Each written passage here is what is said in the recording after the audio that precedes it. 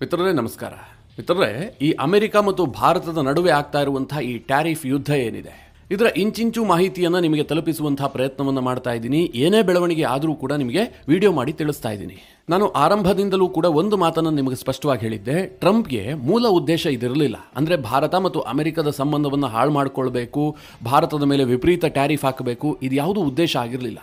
ಅವ್ರು ಬೇರೆ ಏನನ್ನೋ ಬಯಸ್ತಿದ್ರು, ಅದಕ್ಕೋಸ್ಕರವಾಗಿ ಅವರು ಈ ತಂತ್ರವನ್ನು ಅನುಸರಿಸಿದ್ರು. ಅದು ಉಲ್ಟಾ ಆಯ್ತಷ್ಟೇ.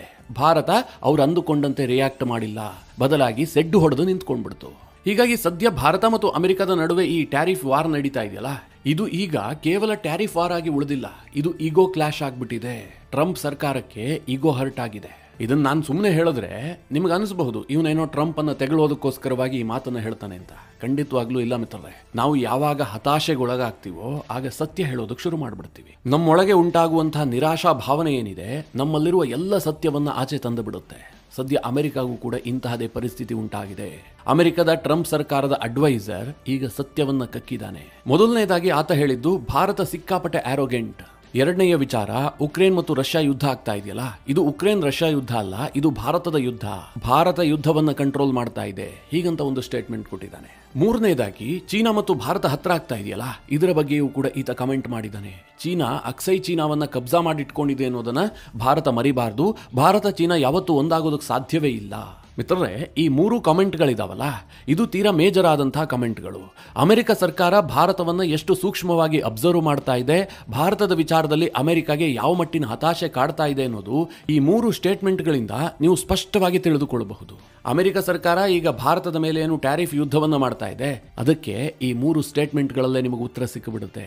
ಸ್ವಲ್ಪ ಈ ಬಗ್ಗೆ ಡೀಟೇಲ್ ಆಗಿ ವಿವರಿಸ್ತೀನಿ. ಯಾರು ಆ ಸ್ಟೇಟ್ಮೆಂಟ್ ಕೊಟ್ಟಿದ್ದು, ಯಾಕೋಸ್ಕರವಾಗಿ ಕೊಟ್ಟಿದ್ದಾರೆ, ಆ ಸ್ಟೇಟ್ಮೆಂಟ್ಗೆ ಎಷ್ಟು ಮಹತ್ವ ಇದೆ, ಇದೆಲ್ಲವುದನ್ನ ಈ ವಿಡಿಯೋದಲ್ಲಿ ನಿಮಗೆ ಡೀಟೇಲ್ ಆಗಿ ತಿಳಿಸ್ಕೊಡ್ತೀನಿ. ನೀವು ಈ ವಿಡಿಯೋನ ಕೊನೆವರೆಗೂ ಮಿಸ್ ಮಾಡದೆ ನೋಡಿ. ಮಿತ್ರರೇ, ಈ ಪೀಟರ್ ನವಾರೋ ಹೆಸರನ್ನ ಇತ್ತೀಚೆಗೆ ಜಾಸ್ತಿ ಕೇಳ್ತಾ ಇದ್ದೀರಿ. ಕೇವಲ ಈ ಪೀಟರ್ ನವಾರೋ ಮಾತ್ರ ಅಲ್ಲ, ಸ್ಕಾಟ್ ಬೆಸೆಂಟ್ ಹೆಸರನ್ನ ಕೂಡ ನೀವು ಆಗಾಗ ಕೇಳ್ತಾ ಇದ್ರಿ. ಅಮೆರಿಕದ ಕೆಲ ಸಂಸದರ ಹೆಸರನ್ನ ಕೂಡ ನೀವು ಮಾಧ್ಯಮಗಳಲ್ಲಿ ನೋಡೋದಕ್ಕೆ ಸಿಗ್ತಾ ಇದೆ. ಟ್ರಂಪ್ ಸರ್ಕಾರದಲ್ಲಿ ಯಾಕೆ ಇವರು ಹೆಚ್ಚು ಸದ್ದು ಮಾಡ್ತಾ ಇದ್ದಾರೆ ಅಂತಂದ್ರೆ, ಟ್ರಂಪ್ ಈಗೇನು ಅವಾಂತರ ಮಾಡ್ತಾ ಇದಾರಲ್ಲ, ಇದಕ್ಕೆಲ್ಲ ಮೂಲ ಕಾರಣವೇ ಇವರು. ಈ ಪೀಟರ್ ನವಾರೋ ಟ್ರಂಪ್ ಅವರ ಪ್ರಧಾನ ಅಡ್ವೈಸರ್. ಟ್ರಂಪ್ ಭಾರತದ ವಿಚಾರದಲ್ಲಿ ಕೈಗೊಂಡಂತಹ ನಿರ್ಧಾರಗಳ ಹಿಂದೆ ಈ ಪೀಟರ್ ನವಾರೋನ ಮಾಸ್ಟರ್ ಮೈಂಡೇ ಇರುವಂತಹದ್ದು. ಈಗ ಟ್ರಂಪ್ ಭಾರತದ ವಿಚಾರದಲ್ಲಿ ವಿಫಲರಾಗಿದ್ದಾರೆ ಅಂತಂದ್ರೆ ಅದು ಕೇವಲ ಟ್ರಂಪ್ ಅವರ ವಿಫಲತೆ ಅಲ್ಲ, ಈ ಪೀಟರ್ ನವಾರೋನ ವಿಫಲತೆಯೂ ಹೌದು, ಸ್ಕಾಟ್ ಬೆಸೆಂಟ್ನ ವಿಫಲತೆಯೂ ಕೂಡ ಹೌದು. ಹೀಗಾಗಿ ಇವರಿಗೆ ಒಂದು ರೀತಿಯ ಈಗೋ ಹರ್ಟ್ ಆಗಿದೆ. ಈ ಈಗೋ ಹರ್ಟ್ ಆದಂತಹ ಸಂದರ್ಭದಲ್ಲಿ ಇವರು ಸತ್ಯವನ್ನ ಕಕ್ಕೋದಕ್ಕೆ ಶುರು ಮಾಡಿದ್ದಾರೆ. ಈ ಟ್ರಂಪ್ರ ಅಡ್ವೈಸರ್ ಆದಂತಹ ಪೀಟರ್ ನವಾರೋ ಇತ್ತೀಚೆಗೆ ಒಂದು ಇಂಟರ್ವ್ಯೂನಲ್ಲಿ ಭಾರತದ ಬಗ್ಗೆ ಕುಲ್ಲಂ ಮಾತನಾಡಿದ್ದಾರೆ. ಅದರಲ್ಲಿ ಮೊದಲನೇ ಅಂಶ, ಭಾರತ ಆರೋಗೆಂಟ್. ಭಾರತ ಸಿಕ್ಕಾಪಟ್ಟೆ ಆರೋಗೆಂಟ್ ಆಗಿದೆ ಅಂತ ಇವರು ಆರೋಪ ಮಾಡಿದ್ದಾರೆ.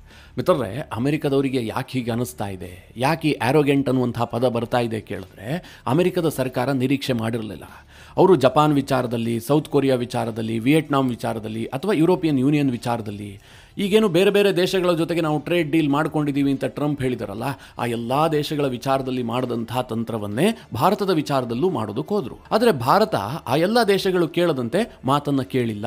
ಭಾರತ ಹೇಳ್ತು, ನಾವು ಸರ್ವತಂತ್ರ ಸ್ವತಂತ್ರವಾದಂತಹ ದೇಶ, ನಮ್ಮ ಫಾರಿನ್ ಪಾಲಿಸಿ ಹೇಗಿರಬೇಕು ಅಂತ ನಾವೇ ಡಿಸೈಡ್ ಮಾಡ್ತೀವಿ, ಇದನ್ನ ಬೇರೆಯವರು ಡಿಕ್ಟೇಟ್ ಮಾಡೋದಕ್ಕೆ ಸಾಧ್ಯ ಇಲ್ಲ. ಅಮೆರಿಕ ಸರ್ಕಾರದ ತಾಳಕ್ಕೆ ತಕ್ಕಂತೆ ನಾವು ಕುಣಿಯೋದಿಲ್ಲ. ನಾವು ರಷ್ಯಾದಿಂದ ಬೇಕಾದರೂ ಆಯಿಲ್ ಅನ್ನು ತರಿಸ್ಕೊಳ್ತೀವಿ, ಇನ್ಯಾವುದೇ ದೇಶದಿಂದ ಬೇಕಾದರೂ ಆಯಿಲ್ ತರಿಸ್ಕೊಳ್ತೀವಿ. ನಿಮಗೆ ನಮ್ಮಿಂದ ಬರುವಂತಹ ಆಯಿಲ್ ಬೇಡ ಅಂತಂದ್ರೆ ನೀವು ಬಿಡಿ, ನೀವು ನಮಗೆ ಯಾಕೆ ಹೇಳೋದಕ್ಕೆ ಬರ್ತೀರಿ ಅಂತ ಭಾರತ ಬಹಳ ದಿಟ್ಟವಾಗಿ ಅಮೆರಿಕಾಗೆ ಉತ್ತರ ಕೊಡ್ತು. ಅಮೆರಿಕ ಇದನ್ನ ಮನಸ್ಸಿನಲ್ಲೂ ಯೋಚನೆ ಮಾಡಿರಲಿಲ್ಲ. ಭಾರತ ಬಹಳ ದೈತ್ಯವಾದಂತಹ ಎಕಾನಮಿ, ಭಾರತ ಎಕಾನಮಿಕಲಿ ಇನ್ನೂ ಸಾಧನೆಯನ್ನ ಮಾಡೋದಕ್ಕೆ ಬಹಳ ಕನಸು ಕಾಣ್ತಾ ಇದೆ. ಇಂತಹ ಸಂದರ್ಭದಲ್ಲಿ ನಾವು ಭಾರತಕ್ಕೆ ಬೆದರಿಕೆ ಹಾಕಿದ್ದೆ ಆದ್ರೆ ಅವರು ಬಗ್ಗಿ ಬಿಡ್ತಾರೆ, ನಾವು ಹೇಳಿದ್ದೆಲ್ಲದಕ್ಕೂ ಕೂಡ ಅವರು ಒಪ್ಪಿಕೊಳ್ತಾರೆ, ನಮ್ಮ ಜೊತೆಗೆ ನಮಗೆ ಬೇಕಾದ ಹಾಗೆ ಒಂದು ಟ್ರೇಡ್ ಡೀಲ್ ಮಾಡ್ಕೊಳ್ತಾರೆ ಅಂತ ಅಮೆರಿಕದವರು ಭಾವಿಸಿದ್ರು. ಮುಖ್ಯವಾಗಿ ಟ್ರಂಪ್ ಸರ್ಕಾರ ಭಾವಿಸಿತ್ತು. ಆದರೆ ಯಾವಾಗ ಭಾರತ ಅದಕ್ಕೆ ಸೆಡ್ ಹೊಡಿತು, ಟ್ರಂಪ್ ಸರ್ಕಾರಕ್ಕೆ ಈಗೋ ಹರ್ಟ್ ಆಯಿತು. ಮಿತ್ರರೇ, ಇಲ್ಲಿ ಟ್ರಂಪ್ ಇರಲಿ, ಬೈಡನ್ ಇರಲಿ, ಅಮೆರಿಕದಲ್ಲಿ ಯಾವುದೇ ಸರ್ಕಾರ ಇರಲಿ, ಅಮೆರಿಕನ್ನರಿಗೆ ಒಂದು ಭಾವನೆ ಇದೆ, ನಾವು ಹೇಳಿದ ಹಾಗೆ ಜಗತ್ತು ನಡಿಬೇಕು. ಒಂದು ರೀತಿಯಲ್ಲಿ ಅಮೆರಿಕನ್ನರಿಗೆ ಭಾವನೆ ಇದೆ, ನಾವು ಅಘೋಷಿತವಾದಂತಹ ಚಕ್ರಾಧಿಪತಿಗಳು, ನಮ್ಮ ಮೂಗಿನ ನೇರಕ್ಕೆ ವಿಶ್ವ ನಡೀತಾ ಇರಬೇಕು ಅನ್ನುವಂತಹ ಭಾವನೆ ಅವರಿಗೆ ಸ್ಟ್ರಾಂಗ್ ಆಗಿ ಬೇರೂರು ಬಿಟ್ಟಿದೆ. ಅಲ್ಲಿ ರಿಪಬ್ಲಿಕನ್ಸ್ ಅಧಿಕಾರಕ್ಕೆ ಬರ್ತಾರೋ, ಡೆಮಾಕ್ರೆಟಿಕ್ಗಳು ಅಧಿಕಾರಕ್ಕೆ ಬರ್ತಾರೋ, ಅದು ಸಂಬಂಧವೇ ಇಲ್ಲದಂತಹ ವಿಷಯ. ಯಾರೇ ಅಧಿಕಾರದಲ್ಲಿದ್ರೂ ಕೂಡ ಅವರಿಗೆ ಆ ರೀತಿಯ ಒಂದು ಭಾವನೆ ಇದ್ದೇ ಇರುತ್ತೆ. ಯಾವಾಗ ಭಾರತ ಈ ಭಾವನೆಗೆ ಹರ್ಟ್ ಮಾಡುವಂತಹ ಕೆಲಸ ಮಾಡಿತು, ಅಮೆರಿಕ ಹೇಳಿದ್ರು ಕೂಡ ನಾವು ಅದನ್ನು ಧಿಕ್ಕರಿಸಿ, ನಾವು ರಷ್ಯಾದಿಂದ ತೈಲ ಖರೀದಿ ಮಾಡಿಯೇ ಮಾಡ್ತೀವಿ, ನಿಮ್ಮ ಮಾತಿಗೆಲ್ಲ ನಾವು ಬಗ್ಗೋದಿಲ್ಲ, ನೀವು 50% ಬೇಕಾದರೂ ಟ್ಯಾರಿಫ್ ಹಾಕಿಕೊಳ್ಳಿ, ನಾವು ತಲೆ ಕೆಡಿಸ್ಕೊಳ್ಳೋದಿಲ್ಲ ಅಂತ ಭಾರತ ಹೇಳ್ತಲ್ಲ, ಇದು ಅಮೆರಿಕದ ಗೋಸುಂಬೆಗಳಿಗೆ ಜೀರ್ಣ ಆಗಿಲ್ಲ. ಪೀಟರ್ ನವಾರೋ ಮಾತುಗಳಲ್ಲಿ ಇದು ಎದ್ದು ಕಾಣ್ತಾ ಇದೆ. ಭಾರತ ಸಿಕ್ಕಾಪಟ್ಟೆ ಆರೋಗೆಂಟ್ ಆಗಿದೆ ಅಂತ ಆತ ಸ್ಟೇಟ್ಮೆಂಟ್ ಕೊಡೋದಕ್ಕೆ ಕಾರಣವೇ ಇದು, ನಮ್ಮ ಮಾತನ್ನು ಕೇಳಿಲ್ಲ ಅನ್ನುವಂಥ ಏಕೈಕ ಕಾರಣದಿಂದ. ಈ ಪೀಟರ್ ನವಾರೋ ಇನ್ನೊಂದು ಮಾತನ್ನು ಹೇಳಿದ್ದಾನೆ. ಇದು ಪ್ರಸ್ತುತ ಭಾರತದ ಶಕ್ತಿಯನ್ನು ತೋರಿಸ್ತಾ ಇದೆ. ಅದೇನು ಕೇಳಿದ್ರೆ, ಇವತ್ತು ಉಕ್ರೇನ್ ಮತ್ತು ರಷ್ಯಾದ ನಡುವೆ ಯುದ್ಧ ಆಗ್ತಾ ಇದೆಯಲ್ಲ, ಇದು ಉಕ್ರೇನ್ ಮತ್ತು ರಷ್ಯಾದ ಯುದ್ಧ ಅಲ್ಲ, ಇದು ಮೋದಿಯ ಯುದ್ಧ. ಮೋದಿ ಡೈರೆಕ್ಟ್ ಆಗಿ ಪುತಿನ್ಗೆ ಫಂಡ್ ಮಾಡ್ತಾ ಇದ್ದಾರೆ. ಪುತಿನ್ ಮಾಡ್ತಿರುವ ಯುದ್ಧವನ್ನ ಮೋದಿ ಬೆಂಬಲಿಸ್ತಾ ಇದ್ದಾರೆ. ಮೋದಿಯ ಬೆಂಬಲದ ಕಾರಣದಿಂದಾಗಿ ಈ ಯುದ್ಧ ಕಂಟಿನ್ಯೂ ಆಗ್ತಾ ಇದೆ. ಯುದ್ಧ ನಡೆಸ್ತಾ ಇರುವಂತಹದ್ದೇ ಮೋದಿ, ಹೀಗಂತ ಪೀಟರ್ ನವಾರೋ ಒಂದು ಆರೋಪ ಮಾಡಿದ್ದಾರೆ. ಮಿತ್ರರೇ, ಅವರ ಆರೋಪವನ್ನೇ ಮಾಡಿರಬಹುದು, ಭಾರತವನ್ನು ತೆಗಳಿರಬಹುದು, ಆದರೆ ನನಗೆ ಈ ಆರೋಪದಿಂದ ಬಹಳ ಖುಷಿ ಆಗ್ತಾ ಇದೆ. ಯಾಕೆ ಗೊತ್ತಾ? ಇದೇ ಅಮೆರಿಕ ಈ ಹಿಂದೆ ಏನು ಹೇಳ್ತಾ ಇತ್ತು ಅಂತಂದ್ರೆ, ಭಾರತದ ಹಿಂದೆ ರಷ್ಯಾ ಇದೆ, ಸೋವಿಯತ್ ಯೂನಿಯನ್ ಇದೆ, ಹೀಗಂತ ಹಿಂದಿನಿಂದಲೂ ಕೂಡ ಆರೋಪ ಮಾಡ್ಕೊಂಡು ಬಂದಿದ್ರು.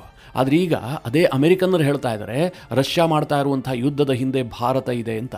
ಉಕ್ರೇನ್ ಯುದ್ಧವನ್ನ ಭಾರತ ಮುನ್ನಡೆಸ್ತಾ ಇದೆ, ಮೋದಿಯ ಕಾರಣದಿಂದಾಗಿ ಯುದ್ಧ ಆಗ್ತಾ ಇದೆ ಅಂತ ಪೀಟರ್ ನವಾರೋ, ಅಮೆರಿಕದ ಟ್ರಂಪ್ ಸರ್ಕಾರದ ಅಡ್ವೈಸರ್, ಆರೋಪ ಮಾಡ್ತಾ ಇದ್ದಾರೆ. ಇದಕ್ಕಿಂತ ಖುಷಿ ವಿಚಾರ ಇನ್ನೇನಿದೆ? ಇದರ ಜೊತೆಗೆ ಪೀಟರ್ ನವಾರೋ ಇನ್ನೊಂದು ಅಂಶವನ್ನು ಕೂಡ ಮೆನ್ಷನ್ ಮಾಡಿದ್ದಾರೆ. ಅದೇನು ಕೇಳಿದ್ರೆ, ಭಾರತ ಏನಾದರೂ ರಷ್ಯಾದಿಂದ ತೈಲ ಖರೀದಿಯನ್ನು ಈ ಕ್ಷಣದಲ್ಲಿ ನಿಲ್ಲಿಸಿದ್ರೂ ಕೂಡ ಅದರ ಮರುಕ್ಷಣವೇ ಭಾರತದ ಮೇಲೆ ಅಡಿಷನಲ್ ಆಗಿ 25% ಟ್ಯಾರಿಫ್ ಅನ್ನು ವಿಧಿಸಲಾಗಿದೆಯಲ್ಲ, ಅದು ಬಂದಾಗ್ಬಿಡುತ್ತೆ. ಮೂಲತಃ 25% ಟ್ಯಾರಿಫ್ ಮಾತ್ರ ಜಾರಿಯಲ್ಲಿರುತ್ತೆ ಅಂತ ಪೀಟರ್ ನವಾರೋ ಘೋಷಣೆ ಮಾಡಿದ್ದಾನೆ. ಮಿತ್ರರೇ, ಈ ಹಿಂದೆ ಹಲವು ವಿಡಿಯೋಗಳಲ್ಲಿ ನಿಮಗೊಂದು ಮಾಹಿತಿ ಕೊಟ್ಟಿದ್ದೆ. ಭಾರತ ಚೀನಾ ಹತ್ತಿರ ಆಗ್ತಾ ಇರುವಂತಹದ್ದು ಅಮೆರಿಕಾಗೆ ಸ್ವಲ್ಪವೂ ಇಷ್ಟ ಆಗ್ತಾ ಇಲ್ಲ. ಇದರ ಬಗ್ಗೆ ಅಮೆರಿಕ ಬಹಳ ಸೂಕ್ಷ್ಮವಾಗಿ ಗಮನಿಸ್ತಾ ಇದೆ ಅಂತ ನಿಮಗೆ ತಿಳಿಸ್ಕೊಟ್ಟಿದ್ದೆ. ಇದು ಈಗ ಪೀಟರ್ ನವಾರೋ ಮಾತುಗಳಿಂದಲೂ ಕೂಡ ಬಹಳ ಸ್ಪಷ್ಟವಾಗಿ ಎದ್ದು ಕಾಣ್ತಾ ಇದೆ. ಪೀಟರ್ ನವಾರೋ ಹೇಳ್ತಾನೆ, ಭಾರತ ದೊಡ್ಡ ತಪ್ಪು ಮಾಡ್ತಾ ಇದೆ. ಚೀನಾ ಜೊತೆಗೆ ಭಾರತ ಯಾವತ್ತೂ ಸೇರೋದಕ್ಕೆ ಸಾಧ್ಯವೇ ಇಲ್ಲ. ಚೀನಾದವರು ತಮ್ಮ ಅಕ್ಸೈ ಚೀನಾವನ್ನ ವಶದಲ್ಲಿ ಇಟ್ಕೊಂಡಿದ್ದಾರೆ ಅಂತ ಭಾರತ ಮರಿಬಾರದು, ಹೀಗಂತ ಭಾರತಕ್ಕೆ ತನ್ನ ಇತಿಹಾಸವನ್ನ ನೆನಪು ಮಾಡುವಂತಹ ಕೆಲಸವನ್ನ ಪೀಟರ್ ನವಾರೋ ಮಾಡಿದ್ದಾನೆ. ಈ ಪರಿಸ್ಥಿತಿಯಲ್ಲಿ ಪೀಟರ್ ನವಾರೋ ಚೀನಾ ಮತ್ತು ಭಾರತದ ಸಂಬಂಧವನ್ನ ಯಾಕೆ ಪ್ರಸ್ತಾಪ ಮಾಡ್ತಾ ಇದ್ದಾನೆ ಅಂತಂದ್ರೆ, ಅದಕ್ಕೊಂದು ಮೇಜರ್ ಆದಂತಹ ಕಾರಣ ಇದೆ. ಇಡೀ ಜಗತ್ತು ಆಗಸ್ಟ್ 31 ಮತ್ತು ಸೆಪ್ಟೆಂಬರ್ 1 ಘಟನೆಯನ್ನ ಎದುರು ನೋಡ್ತಾ ಇದೆ. ಆ ಘಟನೆ ಏನು ಕೇಳಿದ್ರೆ, 7 ವರ್ಷದ ಬಳಿಕ ಭಾರತದ ಪ್ರಧಾನಿ ಚೀನಾ ನೆಲಕ್ಕೆ ಕಾಲಿಡ್ತಾ ಇದ್ದಾರೆ. ಅಲ್ಲಿ ಕ್ಸಿ ಜಿನ್ಪಿಂಗ್ ಮತ್ತು ಪ್ರಧಾನಿ ಮೋದಿ ಅವರ ನಡುವೆ 1-to-1 ಮಾತುಕತೆ ಆಗುತ್ತೆ.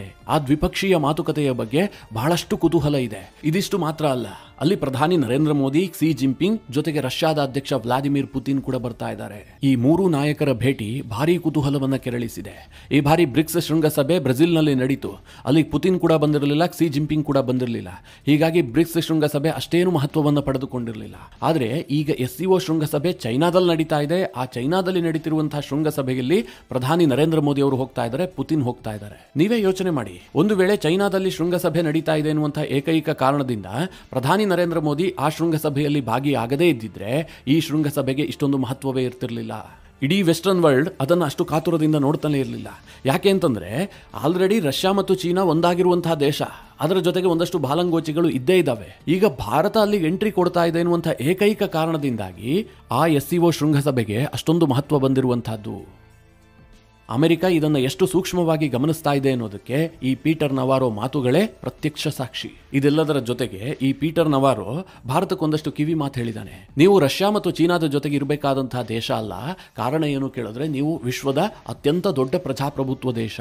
ಹೀಗಾಗಿ ಭಾರತ ಒಂದು ಪ್ರಜಾಪ್ರಭುತ್ವ ದೇಶವಾದ ಕಾರಣದಿಂದ ಅವರು ಇನ್ನೊಂದು ಪ್ರಜಾಪ್ರಭುತ್ವ ದೇಶದ ಜೊತೆಗೆ ಸ್ನೇಹವನ್ನು ಬೆಳೆಸಬೇಕು, ಅವರ ಜೊತೆಗೆ ಸಂಬಂಧವನ್ನು ವೃದ್ಧಿ ಮಾಡಿಕೊಳ್ಬೇಕೇ ಹೊರತು ಅಥಾರಿಟೇರಿಯನ್ ಸರ್ವಾಧಿಕಾರಿಗಳ ಜೊತೆಗೆ ಸ್ನೇಹವನ್ನು ಬೆಳೆಸೋದಲ್ಲ, ಅವರ ಜೊತೆಗೆ ಸೇರಿಕೊಳ್ಳೋದಲ್ಲ. ಅಂದ್ರೆ ರಷ್ಯಾ ಮತ್ತು ಚೀನಾ ಅಥಾರಿಟೇರಿಯನ್ ದೇಶಗಳು, ಅಲ್ಲಿ ಸರ್ವಾಧಿಕಾರಿಗಳಿದ್ದಾರೆ, ಅವರ ಜೊತೆಗೆ ಭಾರತ ಸೇರಿಕೊಳ್ಳುವಂತಹದ್ದು ಅಪವಿತ್ರ ಮೈತ್ರಿ ಆಗತ್ತೆ ಎನ್ನುವ ರೀತಿಯಲ್ಲಿ ಪೀಟರ್ ನವಾರೋ ಮಾತನಾಡಿದ್ದಾನೆ. ಮಿತ್ರರೇ, ಅಮೆರಿಕದಿಂದ ನಾವು ಈ ಬಗ್ಗೆ ಪಾಠ ಕೇಳಬೇಕಾ? ನಾವು ಯಾರ ಜೊತೆಗಿರಬೇಕು ಅಂತ? ಈ ಅಮೆರಿಕ ಪ್ರಜಾಪ್ರಭುತ್ವಕ್ಕೆ ಎಷ್ಟು ಬೆಲೆ ಕೊಡ್ತಾ ಇದೆ ಅಂತ ಇಡೀ ಜಗತ್ತು ನೋಡ್ತಾ ಇಲ್ವಾ? ಭಾರತ ಪಾಕಿಸ್ತಾನದ ನಡುವೆ ಯುದ್ಧ ಆದ್ರೆ ಇವರು ಮಗುವನ್ನು ಚೂಟಿ ತೊಟ್ಲನ್ನು ತೂಗ್ತಾ ಪಾಕಿಸ್ತಾನಕ್ಕೆ ಹೆಚ್ಚಿಗೆ ಬೆಂಬಲ ಕೊಡ್ತಾರೆ. ಇವತ್ತು ಪಾಕಿಸ್ತಾನದಲ್ಲಿ ಪ್ರಜಾಪ್ರಭುತ್ವದ ಸ್ಥಿತಿ ಯಾವ ರೀತಿಯಾಗಿದೆ ಅಂತ ಜಗತ್ತು ನೋಡ್ತಾ ಇದೆ. ಅಲ್ಲಿರುವಂತಹ ಪ್ರಜಾಪ್ರಭುತ್ವ ಸರ್ಕಾರವನ್ನ ICUನಲ್ಲಿಟ್ಟು ಅಲ್ಲಿನ ಸೇನೆ ಇಡೀ ಕಂಟ್ರೋಲ್ ಅನ್ನು ತೆಗೆದುಕೊಂಡಿದೆ. ಯುದ್ಧ ಮಾಡಬೇಕಾ ಬೇಡವಾ ಎಲ್ಲವುದನ್ನ ಸೇನೆ ಡಿಸೈಡ್ ಮಾಡುತ್ತೆ. ಯುದ್ಧ ವಿರಾಮ ಯಾವಾಗ ಆಗಬೇಕು ಅಂತ ಸೇನೆ ಡಿಸೈಡ್ ಮಾಡುತ್ತೆ. ಅಲ್ಲಿನ ಸರ್ಕಾರಕ್ಕೆ ನಯಾ ಪೈಸೆಯ ಕಿಮ್ಮತ್ತಿಲ್ಲ. ಅಂತಹ ಪಾಕಿಸ್ತಾನಕ್ಕೆ ಅಮೆರಿಕ ಬೆಂಬಲ ಕೊಡುತ್ತೆ. ಅಲ್ಲಿ ಒಬ್ಬ ಪ್ರಜಾಪ್ರಭುತ್ವ ನಾಯಕ ಇಮ್ರಾನ್ ಖಾನ್ ಜೈಲಿನಲ್ಲಿದ್ದು ವರ್ಷಗಳೇ ಕಳೆದು ಹೋಗ್ಬಿಟ್ಟಿದೆ. ಸೇನೆ ಇಡೀ ಚುನಾವಣೆಯನ್ನ ನಡೆಸಿ ಒಂದು ಪಪೆಟ್ ಗವರ್ನಮೆಂಟ್ ಅನ್ನ ಪಾಕಿಸ್ತಾನದಲ್ಲಿ ತಂದಿಟ್ಟಿದೆ. ಇದು ಯಾವುದರ ಬಗ್ಗೆಯೂ ಕೂಡ ಅಮೆರಿಕ ಮಾತನಾಡ್ತಾ ಇಲ್ಲ. ಅದೇ ಪಕ್ಕದ ಬಾಂಗ್ಲಾದೇಶದಲ್ಲಿ ನೋಡಿ, ಬಾಂಗ್ಲಾದೇಶದಲ್ಲಿ ಒಬ್ಬ ಸರ್ವಾಧಿಕಾರಿ ಬಂದು ಕೂತ್ಕೊಂಡಿದ್ದಾನೆ.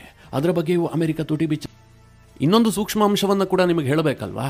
ಅಮೆರಿಕ ಅಷ್ಟೊಂದು ದೊಡ್ಡ ಪ್ರಜಾಪ್ರಭುತ್ವವಾದಿ ಆಗಿದ್ರೆ ಭಾರತ ರಷ್ಯಾದಿಂದ ಆಯಿಲ್ ಖರೀದಿ ಮಾಡ್ತಾ ಇದೆ ಅಂತ ಆರೋಪಿಸಿ ಅಡಿಷನಲ್ ಆಗಿ 25% ಟ್ಯಾರಿಫ್ ಹಾಕ್ತಾ ಇರಲಿಲ್ಲ. ಭಾರತಕ್ಕಿಂತ ಹೆಚ್ಚಾಗಿ ಚೀನಾ ಖರೀದಿ ಮಾಡ್ತಾ ಇದೆ ಅಂತ ಚೀನಾದ ಮೇಲೆ ಅವರು ಟ್ಯಾರಿಫ್ ಹಾಕ್ತಾ ಇದ್ರು. ಭಾರತ ಒಂದು ಪ್ರಜಾಪ್ರಭುತ್ವ ರಾಷ್ಟ್ರ, ಅವ್ರಿಗೆ ಲಾಭ ಆದರೆ ನಮಗೆ ಲಾಭ ಆದ ಹಾಗೆ ಅಂತ ಅಮೆರಿಕ ಯೋಚನೆ ಮಾಡ್ತಾ ಇತ್ತು. ಬದಲಾಗಿ ಚೀನಾ ಒಂದು ಕಮ್ಯುನಿಸ್ಟರ ಕಪಿಮುಷ್ಟಿಯಲ್ಲಿರುವಂತಹ ದೇಶ, ಈಗಲೂ ಸಾಮ್ರಾಜ್ಯಶಾಹಿ ಧೋರಣೆಯನ್ನು ಅನುಸರಿಸ್ತಾ ಇದೆ. ಅಂತಹ ದೇಶಕ್ಕೆ ಯಾವುದೇ ಕಾರಣಕ್ಕೂ ಲಾಭ ಆಗಬಾರದು ಅಂತೇಳಿ ಮೊದಲಿಗೆ ಚೀನಾ ವಿರುದ್ಧವಾಗಿ ಅವರು ಟ್ಯಾರಿಫ್ ಅನ್ನು ಹಾಕ್ತಾ ಇದ್ರು. ಅದನ್ನು ಬಿಟ್ಟು ಭಾರತದಂತಹ ವಿಶ್ವದ ಅತ್ಯಂತ ಬಲಿಷ್ಠ ಪ್ರಜಾಪ್ರಭುತ್ವ ರಾಷ್ಟ್ರದ ಮೇಲೆ ಅಡಿಷನಲ್ ಟ್ಯಾರಿಫ್ ಹಾಕಿ ಘಾಸಿ ಮಾಡುವಂತಹ ಪ್ರಯತ್ನವನ್ನು ಅಮೆರಿಕ ಮಾಡ್ತಾ ಇರಲಿಲ್ಲ. ಇವರು ಹೇಳೋದು ಶಾಸ್ತ್ರ, ತಿನ್ನೋದು ಬದನೆಕಾಯಿ ಅನ್ನೋದು ಜಗತ್ತಿಗೆ ಗೊತ್ತಿರುವಂತಹ ವಿಚಾರ. ಈ ಅಮೆರಿಕನ್ನರಿಗೆ ಎಂತಹ ಪ್ರಜಾಪ್ರಭುತ್ವ ಬೇಕು ಅಂತಂದರೆ, ಈಗ ಯುರೋಪ್ನಲ್ಲಿದ್ದಾವಲ್ಲ ಅಮೆರಿಕದ ತಾಳಕ್ಕೆ ತಕ್ಕಂತೆ ಕುಣಿಯುವಂತಹ ದೇಶಗಳು, ಅಂತಹ ಪ್ರಜಾಪ್ರಭುತ್ವ ರಾಷ್ಟ್ರಗಳು ಬೇಕೇ ಹೊರತು ಭಾರತದಂತಹ ಗಟ್ಟಿ ಪ್ರಜಾಪ್ರಭುತ್ವ ರಾಷ್ಟ್ರ ಅವರಿಗೆ ಬೇಕಾಗಿಲ್ಲ. ಹೀಗಾಗಿ ಭಾರತಕ್ಕೆ ಆಗಾಗ್ಗೆ ಅವರು ಲೆಕ್ಚರ್ ಕೊಡುವಂತಹ ಕೆಲಸ ಮಾಡ್ತಾ ಇರ್ತಾರೆ. ಸದ್ಯ ಅಮೆರಿಕದ ಟ್ರಂಪ್ ಸಲಹೆಗಾರನಾಗಿರುವಂತಹ ಪೀಟರ್ ನವಾರೋ ಈ 3 ಅಂಶಗಳನ್ನು ಮೆನ್ಷನ್ ಮಾಡಿದಾನಲ್ಲ, ಈ 3 ಅಂಶಗಳಲ್ಲಿ ಟ್ರಂಪ್ ಸರ್ಕಾರ ಭಾರತದ ವಿಚಾರದಲ್ಲಿ ಎಷ್ಟು ಇಗೋ ಹರ್ಟ್ ಮಾಡಿಕೊಂಡಿದೆ, ಭಾರತ ಯಾವ ರೀತಿಯಾಗಿ ಅವರಿಗೆ ಡಿಚ್ಚಿ ಕೊಟ್ಟಿದೆ ಅನ್ನೋದು ಸ್ಪಷ್ಟವಾಗಿ ನವಾರೋ ಮಾತುಗಳಲ್ಲಿ ಎದ್ದು ಕಾಣ್ತಾ ಇದೆ. ಮಿತ್ರರೇ, ಈ ನವಾರೋ ಮಾತುಗಳ ಬಗ್ಗೆ ನಿಮ್ಮ ಅನಿಸಿಕೆ ಅಭಿಪ್ರಾಯವನ್ನು ಕಮೆಂಟ್ ಮಾಡುವ ಮೂಲಕ ನಮಗೆ ತಿಳಿಸಿ. ಅಮೆರಿಕ ಮತ್ತು ಭಾರತದ ನಡುವೆ ಇನ್ನೂ ಅನೇಕ ಡೆವಲಪ್ಮೆಂಟ್ಗಳು ಆಗ್ತಾನೆ ಇರ್ತವೆ, ಅದರ ಬಗ್ಗೆ ನಿಮಗೆ ವಿಡಿಯೋ ಮಾಡಿ ತಿಳಿಸ್ತೀನಿ. ಈ ವಿಡಿಯೋ ನಿಮಗೆ ಇಷ್ಟವಾದರೆ ಲೈಕ್ ಮಾಡಿ. ಜೊತೆಗೆ ನೀವಿನ್ನೂ ನಿಮ್ಮ ನೆಚ್ಚಿನ ಸಂಸ್ಕಾರ ಸೌರಭ ಯೂಟ್ಯೂಬ್ ಚಾನಲ್ನ ಸಬ್ಸ್ಕ್ರೈಬ್ ಮಾಡಿಲ್ಲ ಅಂತಾದರೆ ಈ ಕೂಡಲೇ ಸಬ್ಸ್ಕ್ರೈಬ್ ಮಾಡಿ. ಮುಂದಿನ ಎಲ್ಲ ಅಪ್ಡೇಟ್ಗಳ ನೋಟಿಫಿಕೇಷನ್ಗಾಗಿ ಬೆಲ್ ಐಕಾನ್ ಒತ್ತಿ.